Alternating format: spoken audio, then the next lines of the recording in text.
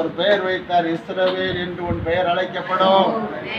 உன்னுடைய பெயர் இனி யாக்கோபு என்று சொல்லப்படாது. இதனால இஸ்ரவேல் என்கிற ஒரு பெயர் அவனுக்கு வந்தது. அந்த பெயரில் தான் இன்றைக்கு தேவன் அழைக்கப்படுகிறார். தேவனை நோக்கி எப்படி கூப்பிடுகிறீர்கள்? இஸ்ரவேலின் தேவன். மேலே வானத்திலும் உமக்கு ஒப்பான தேவன் இல்லை, கீழே பூமியிலும் உமக்கு ஒப்பான தேவன் இல்லை. எந்த மனிதன் தனிமையாக தனி அறையில் நின்று கொண்டு தனக்குள்ளது எல்லாவற்றையும் வேண்டாம் என்று, இந்த உலகத்தில் உள்ளவைகள் எல்லாம் வேண்டாம் என்றும், வானத்தில் உள்ளவைகள் எல்லாம் வேண்டாம் என்றும், தேவன் ஒருத்தர் மாத்திரம் எனக்கு போதும் என்று சொல்லி தேவனிடத்தில் எவன் மனம் மாறுகிறானோ, தேவனிடத்துல எவன் தன் மனதை ஒப்பு கொடுத்து தன் பாவத்தை அறிக்கை எடுக்கிறானோ, எவன் தன் பாவத்தை விட்டு விடுகிறானோ, அவனை தேவன் ஆசீர்வதிக்கிறார். அவன் ஒருவன் தான் தேவனை முகமுகமாக பார்க்க முடியும். ஆகவே தேவனை முகமுகமாக பார்த்து தேவனை தரிசித்து ஆசீர்வாதத்தை பெற்ற இடத்துக்கு பெனியேல் என்று பெயர் வைத்தார். என்ன செய்யணும்? அந்த இடத்துக்கு பெனியேல் என்று பெயர் வைத்தார். தேவனை தரிசித்தேன், தேவனை முகமுகமாக பார்த்து தரிசித்தேன். உங்களுடைய தேவன் உங்களுக்கு முன்பாக முகமுகமாக வெளிப்படுத்தும். உங்களுக்கு முன்பாக என்ன செய்ய நம்மை வெளிப்படும். அருமையானவர், உங்களுடைய பழைய பெயர் மாற்றப்படும். உங்களுடைய பெயர் யாக்கோபு என்ற நிலை உங்களுக்குள்ள மாற்றம் அடைந்து உங்களுக்குள்ள என்ன நடக்கும்? உங்களுக்குள்ள தேவனுடைய பெயர் என்ன பெயரு?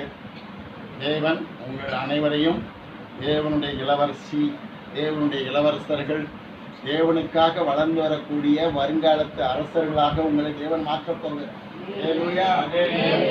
வாழ்க்கையில் இருக்கிற உங்களுடைய பிரச்சனைகள் மாறுகிறது, உங்களுடைய சூழ்நிலைகள் மாறுகிறது, உங்களுடைய போராட்டங்கள் மாறுகிறது, உங்களுடைய கவலைகள் மாறுகிறது, உங்களுடைய வாழ்க்கையில நன்மைகள் உண்டாகிறது.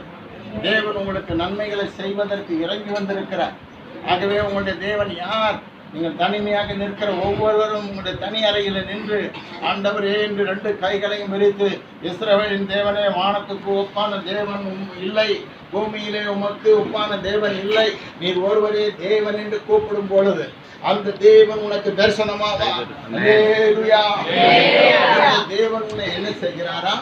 இந்த தேவன் உன்னை ஆசீர்வதிக்கிறார். இந்த தேவன் என்ன செய்கிறார்? உன்னை ஆசீர்வதிக்கிறார்.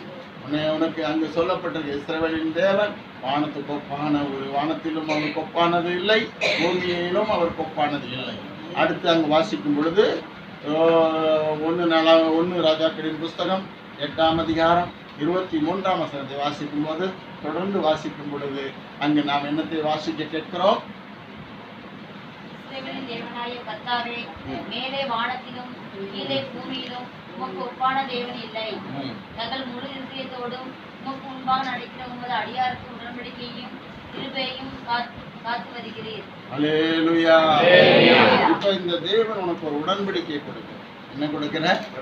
உடன்படிக்கை கொடுக்க. என்ன உடன்படிக்கை இது? அதுவும் ஆதியாகமம் 17ஆம் அதிகாரத்துல தான் இந்த உடன்படிக்கை இருக்கிறது. வாசிக்க கேட்போமா?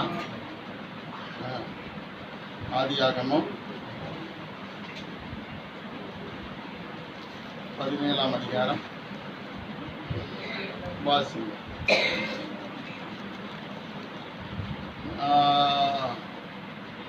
ஆதியாகமம் 17ஆம் அதிகாரம் 1, 2, 3, 4, 5 வசனங்களை வாசி.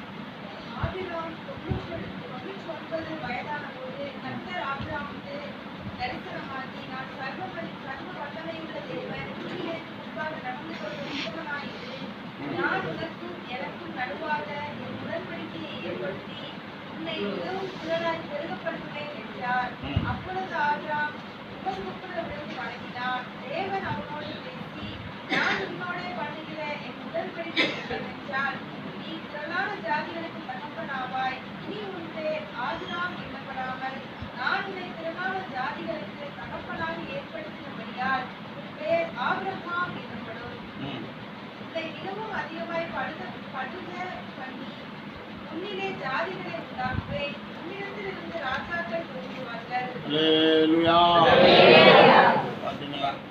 ஒரு உடன்படிக்கை பண்ண. இந்த உடன்படிக்கை என்னது தெரியுமா?